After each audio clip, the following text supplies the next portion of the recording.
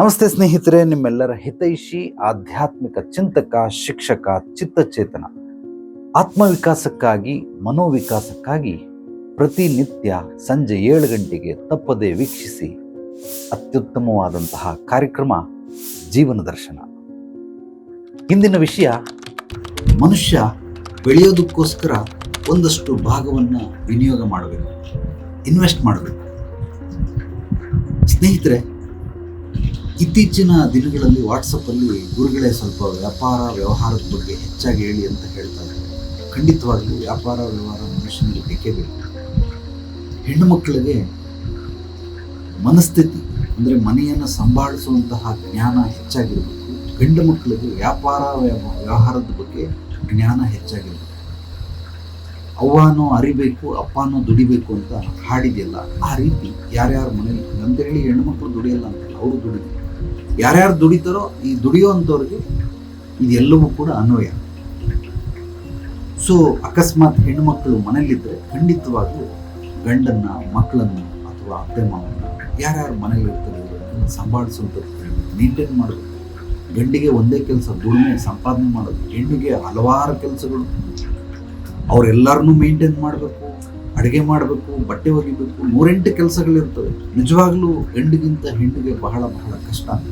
ಆದ್ದರಿಂದ ಅವ್ರಿಗೆ ಎಲ್ಲೋ ನನ್ನ ಕಡೆ ಕೆಲವರು ಬೈತಾರೆ, ಹೆಣ್ಮಕ್ಳಿಗೆ ಬುದ್ಧಿ ಇಲ್ಲ ಅಂತ. ಬುದ್ಧಿ ಇಲ್ಲ ಅಂತಲ್ಲ, ಅವ್ರು ಮಾಡುವಂಥ ಕೆಲಸಗಳನ್ನು ನಾವೇನಾದರೂ ಮಾಡಿದ್ರೆ ನಮಗೆ ಆಸ್ಕರ್ ಅವಾರ್ಡ್ ಸಿಗ್ಬೋದು.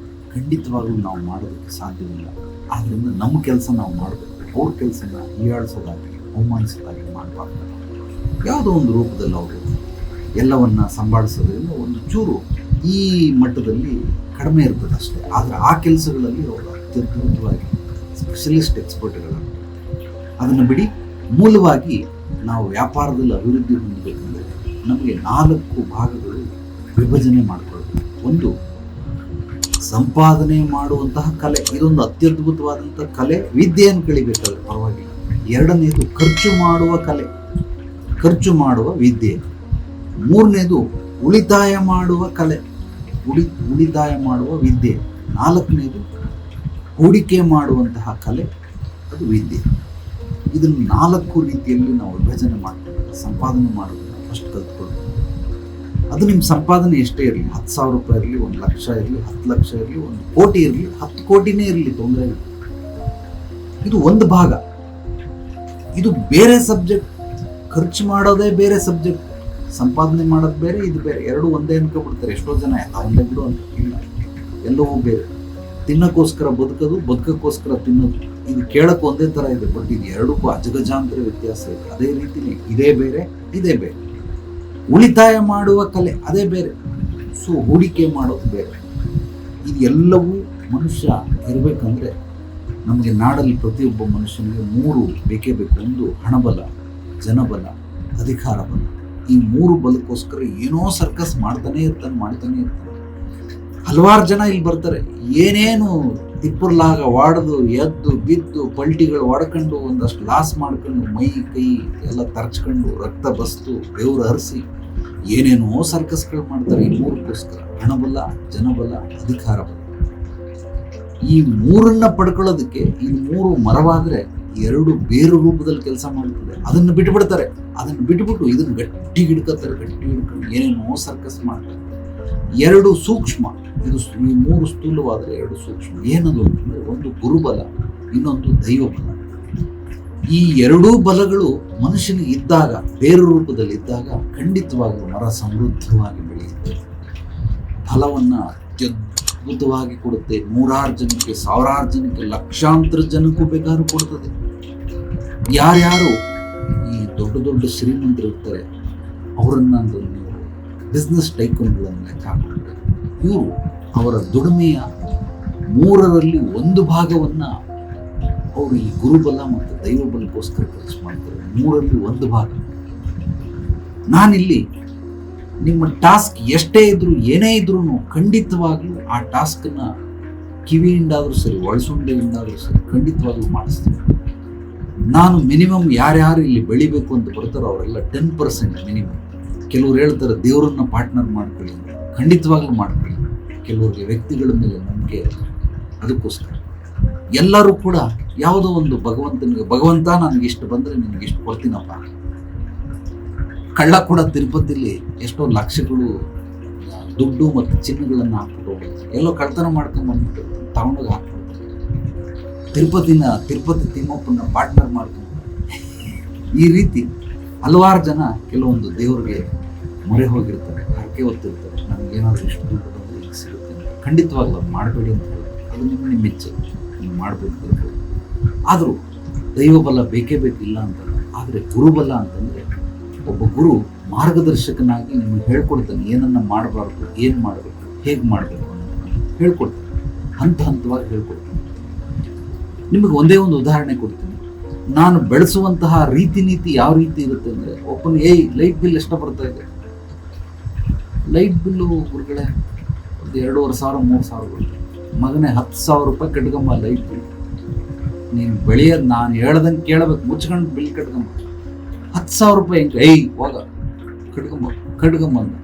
ಎಷ್ಟು ಜನ ಅವರ ಕೆಲಸಕ್ಕೆ? 4-5 ಜನ ಇದೆ. 12 ಜನ ಕೆಲಸಕ್ಕೆ ಇಟ್ಟ. ಒಂದು 6-7 ತಿಂಗಳು ಟೈಮ್ ತಗೊಂಡು 12 ಜನ ಕೆಲಸಕ್ಕಿಟ್ಟ ಆದ್ಮೇಲೆ 1 ಕೋಟಿ ರೂಪಾಯಿ ಟ್ಯಾಕ್ಸ್ ಕಟ್ಬೇಕು. ಇವಾಗ ನೆಕ್ಸ್ಟ್ ಕೊಟ್ಟಿರೋ ಟಾಸ್ಕ್ 2025 ಇಲ್ಲ 26 ಕಂಪ್ಲೀಟ್ ಮಾಡ್ತಾರೆ.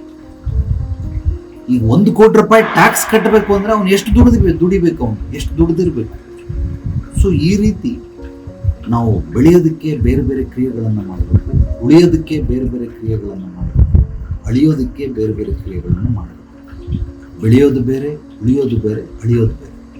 ಮನುಷ್ಯ ಏನು ಮಾಡ್ತಾನೆ ಅಂತಂದರೆ, ಹೆಚ್ಚಾಗಿ ಬೆಳಿಬೇಕು ಅನ್ನೋ ಆಸೆ ಇದೆ, ಆದರೆ ಅವನು ಬೆಳೆಯೋದಕ್ಕೆ ಹೋಗೋದಿಲ್ಲ, ಉಳಿಯೋದಕ್ಕೆ ಶತಪ್ರಯತ್ನ ಮಾಡ್ತಾ ಇರ್ತಾನೆ. ಅಯ್ಯೋ ಉಳಿಸ್ಕೋಬೇಕು, ಇದು ಕೈಯಿಂದ ಜಾರ ಹೋಗ್ಬಿಡ್ತದೆ, ಅದು ಹೋಗ್ಬಿಡ್ತದೆ, ಇದು ಲಾಸ್ ಆಗ್ಬಿಡ್ತದೆ. ಉಳಿಸ್ಕೊಳ್ಳೋದಕ್ಕೆ ಶತಪ್ರಯತ್ನ ಮಾಡ್ತಾನೆ. ಬೆಳೆಯೋದಕ್ಕೆ ಶತಪ್ರಯತ್ನ ಮಾಡ್ರಯ್ಯ ಮುಟ್ಟಾಳ್ರ ಅಂತಂದ್ರೆ ಅದನ್ನು ಮಾಡಲ್ಲ, ಉಳಿಯೋದಕ್ಕೆ ಶತಪ್ರಯತ್ನ ಮಾಡ್ತಾರೆ. ಅದು ಉಳಿದಿದ್ದಾಗ ಏನಾಗ್ತದೆ, ಅವ್ರು ನಿಧಾನವಾಗಿ ಎಳಿತಾ ಇರ್ತಾರೆ. ಆದ್ದರಿಂದ ನಾವು ಮಾಡೋ ಎಲ್ಲ ಕೆಲಸಗಳು, ಕ್ರಿಯೆಗಳು, ಕರ್ಮಗಳು ನಮ್ಮನ್ನು ಬೆಳೆಸುತ್ತೆ, ಉಳಿಸುತ್ತೆ, ಇಲ್ಲ ಅಳಿಸುತ್ತೆ. ಅದಕ್ಕೆ ಬೆಳಿಬೇಕು ಅಂತಂದರೆ ನಾವೊಂದಷ್ಟು ಖರ್ಚು ಮಾಡಿದ್ರೆ ಖಂಡಿತವಾಗಿ ಬೆಳಿಬೇಕು. ಕುಚ್ ಪಾನೆ ಕಿಲಿ ಕುಚ್ ಕೋನ ಪಡ, ಏನನ್ನಾದರೂ ಪಡ್ಕೊಳ್ಬೇಕಾದ್ರೆ ಏನನ್ನಾದರೂ ಕಳ್ಕೊಳ್ಳೇಬೇಕಾಗ್ತದೆ. ಈಗ ಒಬ್ಬ ಮನುಷ್ಯ, ಒಂದು ಉದಾಹರಣೆಗೆ ಹೇಳ್ತೀನಿ, ಅವನು ತಿಂಗಳಿಗೆ 1 ಲಕ್ಷ ರೂಪಾಯಿ ದುಡಿತಾನೆ. ಅಷ್ಟಾಗುತ್ತೆ. ಅದರಲ್ಲಿ ಖರ್ಚು ವೆಚ್ಚಗಳೆಲ್ಲ ಕಳೆದು ಏನೋ ಒಂದು 10-20 ಸಾವಿರ ರೂಪಾಯಿ ಉಳಿತಾಯ ಆಗುತ್ತೆ. ಇವನು ರೇಷಿಯೋ ಪ್ರಕಾರ ಅಂದರೆ ಅವನಿಗೆ ಏನೋ ಸಂಬಳ ಹೆಚ್ಚಾಯಿತು, ಒಂದು ವರ್ಷಕ್ಕೆ 10%, 15% ಹೆಚ್ಚಾಯಿತು ಅಂತ. ಆದರೂ 10 ವರ್ಷದಲ್ಲಿ ಅವನಿಗೆ 1 ಲಕ್ಷದಿಂದ ಒಂದು 2.5 ಲಕ್ಷ ರೂಪಾಯಿ ಆಗಿರ್ಬೋದು ಅಷ್ಟು. ಇನ್ನೂ ಒಂದು 10 ವರ್ಷ ಹಾಗೆ ಕೆಲಸ ಮಾಡ್ಕೊಂಡು 2.5 ಲಕ್ಷ ಆಗಿದೆ. ಆದರೆ ಈಗ 1 ಲಕ್ಷ ರೂಪಾಯಿ ಖರ್ಚಾಗ್ತಾ ಇದ್ದಾರೆ. 10 ವರ್ಷ ಆದಮೇಲೆ 2.5 ಲಕ್ಷ ಸಂಬಳ ಆದರೂ ಕೂಡ ಈಗಿನ ಸ್ಥಿತಿಗತಿಗಳು, ಬೆಲೆ ಎಲ್ಲ ಅದೇ ರೀತಿ ಇರೋದಿಲ್ಲ. 10 ವರ್ಷದ ಲೈಫ್ ಸ್ಟೈಲ್ ಬೇರೆ ಇರ್ತದೆ. ಈಗ ನಾನು 1 ಲಕ್ಷ ಬೇಕು ಅಂದರೆ ಅವಾಗ ನನಗೆ ಒಂದು 3 ಲಕ್ಷ ಬೇಕಾಗುತ್ತೆ. ಅದ್ರ ಸಂಬಳ ಬರ್ತಾ ಇರೋದು 2.5. ಎಲ್ಲಿಂದ ಬೆಳೆಯಲ್ಲ. ಅದೇ ಅವನಿಗೆ ಬಾರಯ್ಯ ನನ್ನ ಪಾರ್ಟ್ನರ್ ಮಾಡ್ತೀನಿ, ನಾನು ಮಿನಿಮಮ್ 10%, ಮ್ಯಾಕ್ಸಿಮಮ್ 48% ತುಂಬ ಕಾಂಪ್ಲಿಕೇಟೆಡ್ ಇರುವಂಥ ಕೇಸ್ಗಳು ಇರ್ತವೆ. ಅಂಥವೇನಾದರೂ ಬಂದರೆ 48% ಮಿನಿಮಮ್ ಮ್ಯಾಕ್ಸಿಮಮ್ ಈಸ್ಕೊಳ್ತೀನಿ. 10% ಪಾರ್ಟ್ನರ್ ಮಾಡ್ತೀನಿ. ಖಂಡಿತವಾಗಲೂ ನೀನು ಹೇಳ್ದಂಗೆ ನಿನ್ನನ್ನು ಬೆಳೆಸೋ ಜವಾಬ್ದಾರಿ ನಾನು ಬೆಳೆಸ್ತೀನಿ. ಹೇಳಿದ ಎಲ್ಲ ನಿಯಮಗಳನ್ನು ಚಾಚು ತಪ್ಪು ಫಾಲೋ ಮಾಡಿ. ಸೊ ಆ ರೀತಿ ಪಾರ್ಟ್ನರ್ ಮಾಡ್ಕೊಂಡಾಗ ಏನಾಗುತ್ತೆ, ಬೆಳೆಯೋದಕ್ಕೆ ಅನುಕೂಲ ಆಗುತ್ತೆ. ಇಲ್ಲಿ ಯಾರಿಗೂ ತಿನ್ನಿಸ್ದೇನೆ ಅವನು ಹಂಗೆ ರಾಕೆಟ್ ಥರ ಬೆಳೆದ್ಬಿಡೋದಕ್ಕೆ ಸಾಧ್ಯವೇ ಇಲ್ಲ. ಪ್ರತಿಯೊಬ್ಬರು ಇಲ್ಲಿ ಹಂಚಿ ಬಾಳೋದನ್ನು ಕಲಿಬೇಕು. ದೊಡ್ಡವರು ಹೇಳ್ತಾರೆ ಹಂಚಿ ತಿನ್ನೋದು. ಅದು ಕೇವಲ ಊಟವನ್ನು ಮಾತ್ರ ಅಲ್ಲ, ನಾವು ವ್ಯಾಪಾರದಲ್ಲಿ ಹಂಚಿ ತಿನ್ನೋದನ್ನು ಕಲ್ತ್ಕೊಳ್ಬೇಕು. ಒಂದು ದಿನಕ್ಕೆ ಗಂಡ, ಹೆಂಡತಿ, ಮಕ್ಕಳು, ಸೊಸೆ ಕೂಡ 5 ಜನ ಜೊತೆಯಲ್ಲಿ ಒಂದಿಬ್ಬರನ್ನ ಕೆಲಸಕ್ಕೆ ಇಟ್ಕೊಂಡು 5 ಜನ ಕಷ್ಟಪಡ್ತಾರೆ.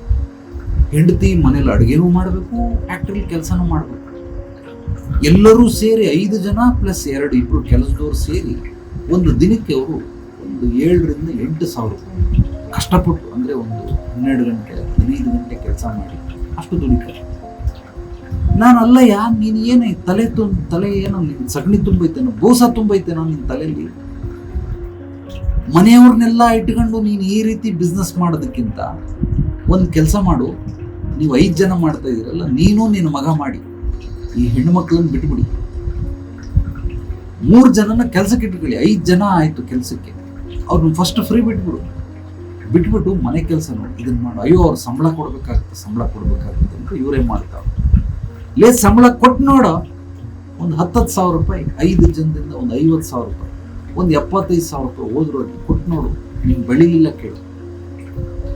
ಅವ್ರಿಗೆ ಭಯ, ಯಾಕೆಂದ್ರೆ ಇದನ್ನ ಅವರು ಸುಮಾರು ಒಂದು 7 ವರ್ಷದಿಂದ ನಿರಂತರವಾಗಿ ಫಾಲೋ ಮಾಡ್ಕೊಂಡು ಬಂದ್ಬಿಟ್ಟಾರೆ. ಈಗ ಹೆಂಗಪ್ಪ 5 ಜನನ ಕೆಲಸಕ್ಕೆ ಇಟ್ಕೊಳ್ಳೋದು ತುಂಬಾ ಕಷ್ಟ, ಕೊಡಕ್ಕೆ ಬರಲ್ಲ, ಮನ್ಸು ಬರಲ್ಲ. ಕೊನೆಗೆ ಅವ್ರಿಗೆ ಹೇಳಿ ಬಡದ ಬೈಸಿ ಅವ್ರನ್ನ ಬಿಟ್ಬಿಟ್ಟು ಒಂದು 5 ಜನ ಕೆಲಸಕ್ಕೆ. ಯಾವಾಗ 5 ಜನ ಕೆಲಸಕ್ಕೆ ಬಂತು, ಪ್ರೊಡಕ್ಷನ್ ಹೆಚ್ಚಾಯಿತು. ಒಂದು ದಿನಕ್ಕೆ ಅವರು 12,000 ರೂಪಾಯಿ 15,000 ರೂಪಾಯಿ ದುಡಿಯಕ್ಕೆ ಸ್ಟಾರ್ಟ್ ಆಯ್ತು. ಅವಾಗ ನಾಲ್ಗೆ ತುದಿಗೆ ಜೇನುತುಪ್ಪದ ರುಚಿ ಹತ್ತಾದ್ಮೇಲೆ ಆಮೇಲೆ ಅವನು ನೆಕ್ಸ್ಟ್ ಏನ್ ಮಾಡ್ದ, ಗುರುಜಿ ನೀವು ಹೇಳ್ದಂಗೆ 5 ಜನ ಮಾಡ್ತಾ ಇದ್ವಿ, ಇವೆಲ್ಲ ಆರಾಮಾಗಿ ಏನ್ ಮಾಡ್ಬೇಕು, 10 ಜನ ನೀಡು, ತುಂಬಾ ಕಷ್ಟ ಆಗುತ್ತೆ, ಸರಿ 7 ಜನ ನೀಡಿ, ಯಾವಾಗ್ಲಿ 7 ಜನ ನೀಡಿ 18,000 ರೂಪಾಯಿ ಒಂದು ದಿನಕ್ಕೆ. 10 ಜನ ನೀಡೋ, ಭಯ ಬೀಳ್ಬೇಡ, ಒಂದು 2 ತಿಂಗಳು ಮತ್ತೆ 3 ಜನ 10 ಜನ ಇಟ್ಬಿಟ್ಟ. 10 ಜನ ಇಟ್ಬಿಟ್ಟು ಈಗ ಮಗನ್ನ ಮ್ಯಾನೇಜರ್ ಮಾಡ್ಬಿಟ್ಟವನೆ. ಸೊ ಇವನು ಬಾಸ್ ಆಗಿ ಕುಂತ್ಕೊಂಡು ಕೆಲಸ ಮಾಡಿಸ್ತಾನೆ ಅಷ್ಟೇ, ಎಲ್ಲ ಕ್ಲೀನಾಗಿ ನೋಡ್ತಾನೆ. ಒಂದು ದಿನಕ್ಕೆ 25,000 ರೂಪಾಯಿ ಅಷ್ಟು ಅವ್ರಿಗೆ ಲಾಭ ಸಿಗುತ್ತೆ. ಸೊ ಇದು ಬೆಳೆಯುವ ಒಂದು ಹಂತ. ಆ ಬೆಳೆಯೋದಕ್ಕೆ ಧೈರ್ಯ ಕೊಡೋರು ಯಾರು? ಇದನ್ನೇ ಗುರುಬಲ ಅಥವಾ ದೈವಬಲ ಅಂತ ಕರೀತಾರೆ. ಸೊ ದೈವಬಲ ನಿಮ್ಮ ನಂಬಿಕೆ ಮೇಲೆ ಕೆಲಸ ಮಾಡುತ್ತೆ. ಗುರು ಕಿವಿ ಹಿಂಡಿ ಒಂದು ಬೆತ್ತ ತಗೊಂಡು ತೆಗೆದ ಮೇಲೆ 4 ಬಾರಿಸಿ ಕೆಲಸ ಮಾಡಿಸ್ತಾನೆ. ನಾನು ಸ್ವಲ್ಪ ಹೊರಟ, ನನಗೆ ಆ ಥರ ಎಲ್ಲ ಸಾಫ್ಟ್ ಆಗೆಲ್ಲ ಮಾತಾಡಿ ಅಯ್ಯೋ ಹೌದಪ್ಪ ಹೋಗ್ಲಿ ಬಿಟ್ಬಿಡೆ ಆ ಥರ ಎಲ್ಲ ಹೇಳಲ್ಲ. ಬಡದು ಹಿಂಗೆ ಒಟ್ಟು ಟಾರ್ಗೆಟ್ ರೀಚ್ ಆಗ್ಬೇಕಷ್ಟೆ, ಟಾಸ್ಕ್ ಮಾಸ್ಟರ್. ಸೊ ಸ್ವಲ್ಪ ಹಾರ್ಡ್ ಆಗಿದ್ರೆ ಬೆಳಿತಾರೆ. ನಾನು ಅವ್ರನ್ನ ಬೆಳೆಸೋದಕ್ಕೋಸ್ಕರ ಹಾರ್ಡ್ ಆಗಿದ್ದೀನಿ ಅಷ್ಟೇ, ಅವ್ರನ್ನ ಅಳಿಸೋದಕ್ಕೋಸ್ಕರ ಅಲ್ಲ, ಬೆಳೆಸೋದಕ್ಕೋಸ್ಕರ. ಟಾರ್ಗೆಟ್ ರೀಚ್ ಮಾಡೋ ಮಗನೇ ನೀನು ಬೆಳಿಬೇಕು. ಒಂದು ಏನಾದರೂ ಸೈಟ್ ತಗೊಂಡಿಲ್ಲ ನೀನು ಐತೆ, ಹಬ್ಬ ಐತೆ, ನೀನೇನು ಮನೆ ಕಟ್ಟಲಿಲ್ಲ, 12 ವರ್ಷದಿಂದ ಕೆಲಸ ಮಾಡ್ತಾನೆ, ಒಂದು ಮನೆ ಕಟ್ಟಕ್ಕೆ ಯೋಗ್ಯತೆ ಇಲ್ಲ. ನನ್ನ ಹತ್ರ ಬಂದು 3 ವರ್ಷಕ್ಕೆ ಗೃಹಪ್ರವೇಶ ಮಾಡಿ ಕಟ್ಟಿರೋ ಮನೆ ತಗೊಂಡು ಗೃಹಪ್ರವೇಶ ಮಾಡಿ. ರೀಸನ್ ಏನು? ಸೊ 12 ವರ್ಷದಿಂದ ಯಾಕಾಗಲಿಲ್ಲ? ಅವ್ನಿಗೆ ಯಾರು ಕಿವಿ ಹಿಂಡೋರಿಲ್ಲ, ತೆಗೆದ್ಮೇಲೆ ಬಾರಿಸೋರಿಲ್ಲ, ಒಳಸುಂಡಿ ಹಿಡಿತಾರೆ. ಚಿಕ್ಕದ್ರಲ್ಲಿ ಇವಾಗ ಯಾರು ಹಿಡಿಯಲ್ಲ, ದೊಡ್ಡ ಸಂದಿಲ್ಲ ಹಾಕ್ಬಿಟ್ಟು ಮೆಣ್ಣು ಅಲ್ಲಿ ರಕ್ತ ಎಪ್ಕಟ್ಬಿಟ್ಟು. ಒಳಸುಂಡಿ ಅಂದರೆ ನಾನೇನು ಒಳಸುಂಡಿ ಹಿಡಿತೀನಿ ಕಿವಿ ಹಿಡಿತೀನಿ ಅಂತಲ್ಲ, ಹೊಡೆದು ಟಾಸ್ಕನ್ನು ಮಾಡಿಸ್ದಾಗ ಬರ್ತಾರೆ. ಯಾರ್ಯಾರು ಬೆಳಿಬೇಕು ಅಂತಿದ್ರೆ ಖಂಡಿತವಾಗಿ ಬನ್ನಿ. ನಾನು ಕೆಲಸ ಮಾಡೋದು ಈ ರೀತಿ ಕೆಲವೊಂದೆಲ್ಲ ದೊಡ್ಡ ಸಮಸ್ಯೆಗಳು ಪರಿಹಾರ ಆಗುತ್ತೆ. ಅದಕ್ಕೆಲ್ಲ ನಾನು ಪರ್ಸೆಂಟೇಜಲ್ಲಿ ನಾನು ಖಂಡಿತವಾಗಿ ಮಿನಿಮಮ್ 10% ಕೊಡೋದು ರೆಡಿ ಇದ್ದರೆ ಖಂಡಿತವಾಗಿ ಬನ್ನಿ. ನಾನು ಗ್ಯಾರಂಟಿ ಟಾಸ್ಕ್ ಕೊಡ್ತೀನಿ, ಅದನ್ನು ರೀಚ್ ಮಾಡಿಸ್ತೀನಿ. ನಾನು ಹೇಳಿದ್ದನ್ನು ಮಾಡಿಸ್ಬೇಕು. ಮತ್ತೆ ಹೇಳ್ತಾ ಇದ್ದೀನಿ, ನನ್ನ ಹತ್ರ ಬಂದಂಟು ನಿಮಗೆ ಸತ್ಯ ಬಿಟ್ಟರು ಪಥ್ಯ ಬಿಡಬಾರ್ದು. ಈ ಬೆಳವಣಿಗೆ ಆಗೋದಕ್ಕೆ ಅದಕ್ಕೆ ಬೇರೆ ರೂಟು, ಧರ್ಮ ಕಾಪಾಡೋಕ್ಕೆ ಬೇರೆ ರೂಟು, ನಾವು ಧ್ಯಾನ ಮಾಡೋಕ್ಕೆ ಬೇರೆ ರೂಟು. ಎಲ್ಲವನ್ನ ಮನುಷ್ಯ ಮಿಕ್ಸ್ ಮಾಡ್ಕೊಂಡ್ಬಿಡ್ತಾನೆ. ಇದನ್ನು ಮಿಕ್ಸ್ ಮಾಡ್ಬಿಟ್ಟು ಅಯ್ಯೋ ಅವ್ರು ನೋಡಿದ್ರೆ ಹಂಗಂತಾರೆ, ಇವ್ರು ನೋಡಿದ್ರೆ ಹಿಂಗಂತಾರೆ, ಇವ್ರು ನೋಡಿದ್ರೆ ಹಂಗಂತಾರೆ, ಅವೆಲ್ಲ ಬಿಟ್ಬಿಡಿ. ಅವೆಲ್ಲ ಅನಾವಶ್ಯಕ. ನೇರವಾಗಿ ಬಂದು ಮೊದಲು ಭೇಟಿ ಮಾಡಿ ಕೆಲವೊಂದು ಮೂಲ, ಈ ಮನೆ ಕಟ್ಟಕ್ಕಿಂತ ಮನೆ ಒಳಗಡೆ ಹೋಗೋಕ್ಕಿಂತ ಮುಂಚೆ ಗೃಹ ಪ್ರವೇಶ ಮಾಡಿಸಿದ ನಂತರ ಆ ಮನೆಗೂ ಎಲ್ಲರೂ ವಾಸವಾಗಿರ್ತಾರೆ. ಪಾಯ ತೆಗಿಬೇಕಂದ್ರೆ ಮನೆ ಕಟ್ಟಕ್ಕೆ ಮುಂಚೆ ಗುದ್ಲಿ ಪೂಜೆ ಮಾಡಿಸ್ತಾರೆ. ಸೊ ಅಲ್ಲಿ ಏನೋ ಒಂದು ಶುರು ಮಾಡಿ ಆನಂತರ ಕೆಲಸಗಳನ್ನು ಮಾಡ್ತಾರೆ. ನಾವು ಅಂಗಡಿ ಓಪನ್ ಮಾಡಿ ಇನಾಗ್ರೇಷನ್ ಅಂತ ಮಾಡ್ತಾರೆ. ಸೊ ಇನಾಗ್ರೇಷನ್ ಮಾಡಿ ಆಮೇಲೆ ಅಲ್ಲಿ ವ್ಯಾಪಾರ ಸ್ಥಳವನ್ನು ನಾವು ಅದ್ಭುತವಾಗಿ ಬೆಳೆಯೋದಕ್ಕೆ ಅನುಕೂಲ ಮಾಡಿಕೊಡ್ತೀವಿ. ಅದೇ ಥರ ಮೊದಲು ನೀವು ಭೇಟಿಯಾಗಿ ನೇರವಾಗಿ ಮತ್ತೆ ತಿರ್ಗಾ ಫೋನ್ ಕಾಲಲ್ಲೆಲ್ಲ ಕೇಳಿ ನನಗೆ ಈ ಪಾರ್ಟ್ನರ್ ಮಾಡ್ಕೊಳ್ಳಿ ಬರ್ತೀನಿ ಅಂತ ಒಂದು ಸಲ ಬನ್ನಿ. ಬಂದಾದ್ಮೇಲೆ ಆಮೇಲೆ ನಾನು ನಿಮಗೆ ಏನು ಇರ್ತಾ ಅಂತ ಹೇಳ್ತೀನಿ. ಯಾರಿಗಾದ್ರೂ ಅವಶ್ಯಕತೆ ಇದ್ದರೆ ಈ ರೀತಿ ನೀವು ಏನೇ ಟಾರ್ಗೆಟ್ ಇರಲಿ, ನಿಮ್ಮ ಯಶಸ್ಸು ಕೀರ್ತಿ ಗಳಿಸ್ಬೇಕಾ ಅದಕ್ಕೂ ಸಹಾಯ ಮಾಡ್ತೀನಿ, ಗುರಿ ಸಾಧನೆ ಮಾಡಬೇಕಾ ಅದಕ್ಕೂ ಸಹಾಯ ಮಾಡ್ತೀನಿ, ಅಭಿವೃದ್ಧಿ ಸಮೃದ್ಧಿ ಹೊಂದಬೇಕಾ ಸಹಾಯ ಮಾಡ್ತೀನಿ. ನೀವು ಸೈಟ್ ತಗೊಬೇಕಾ, ಮನೆ ತಗೊಬೇಕಾ, ಜಮೀನು ತಗೊಳ್ಬೇಕಾ, ನಿಮ್ಗೆ ಎಷ್ಟು ದುಡ್ಡು ಮಾಡ್ಬೇಕು, ನೀವು ಆ ದುಡ್ಡಲ್ಲಿ ಮಿನಿಮಮ್ ಹಂತಗಳನ್ನು ಮಾಡ್ತೀವಿ. ಇದು ಮೊದಲನೇ ಹಂತ. 2 ಮಿನಿಮಮ್ 7 ಹಂತಗಳಿರ್ತವೆ. ಮ್ಯಾಕ್ಸಿಮಮ್ ಕೆಲವರಿಗೆ 21 ಹಂತ. ಈ 3 ಮಗ್ಗಿನ ನೀವು ಮಲ್ಟಿಪ್ಲೈ ಮಾಡ್ಕೊಂಡು ಹೋಗ್ಬಿಡಿ, ಗೊತ್ತಾಗಲಿ. ಬಟ್ 7 ಹಂತಗಳು ಇದ್ದೇ ಇರುತ್ತೆ. ಆ 7 ಹಂತಗಳಲ್ಲಿ ಖಂಡಿತವಾಗಿ ನೀವು ಅಲ್ಲಿ ಹೋಗಿ ರೀಚ್ ಆಗ್ತೀರಾ. ಆ ರೀಚ್ ಆಗೋದಕ್ಕೆ ಹೇಳಿದ್ದ ನಿಯಮಗಳನ್ನು ಫಾಲೋ ಮಾಡಿದ್ರೆ ಚಾಚು ತಪ್ಪದೆ ಅದ್ಭುತವಾಗಿ ಬರ್ಬೋದು. ಸೊ ಆದ್ದರಿಂದ ಯಾರಿಗೆ ಯಾವುದೇ ಸಮಸ್ಯೆಗಳಿದ್ರು ನೇರವಾಗಿ ಬಂದು ಭೇಟಿ ಮಾಡಿ ನಿಮ್ಮ ಪರಿಹಾರ ಖಚಿತವಾಗಿ ಕೊಟ್ಟೇ ಕೊಡ್ತೀನಿ. ನಿಮ್ಮ ಟಾಸ್ಕನ್ನು ರೀಚ್ ಮಾಡೋದಕ್ಕೆ ನಿರಂತರವಾದ ಮಾರ್ಗದರ್ಶನ, ಬೆಂಬಲ ಸುಬೋಧಿನಿ ಆಧ್ಯಾತ್ಮಿಕ ಪರಿಹಾರ ಕೇಂದ್ರದಲ್ಲಿ ಸಿಕ್ಕೇ ಸಿಗುತ್ತೆ. ಈ ವಿಡಿಯೋವನ್ನು ನಿಮ್ಮೆಲ್ಲ ಸ್ನೇಹಿತರಿಗೆ, ಆತ್ಮೀಯರಿಗೆ ತಪ್ಪದೆ ಮರೆಯದೆ ಶೇರ್ ಮಾಡಿ. ಪಾಸಿಟಿವ್ ವಿಚಾರಗಳನ್ನು ಪ್ರತಿಯೊಬ್ಬರಿಗೂ ಹಂಚಿ. ಜ್ಞಾನ ಹಂಚೋದ್ರಿಂದ ಬೆಳೆಯುತ್ತೆ. ನಿಮ್ಮ ಅನಿಸಿಕೆ, ಅಭಿಪ್ರಾಯಗಳು ನಮ್ಮ ವಾಟ್ಸಪ್ ಕಾಮೆಂಟ್ ಕೂಡ ಮಾಡಿ. ನಮ್ಮ ಚಾನಲನ್ನು ಮೊದಲನೇ ಬಾರಿ ಭೇಟಿ ಮಾಡಿ ಸಬ್ಸ್ಕ್ರೈಬ್ ಮಾಡಿ.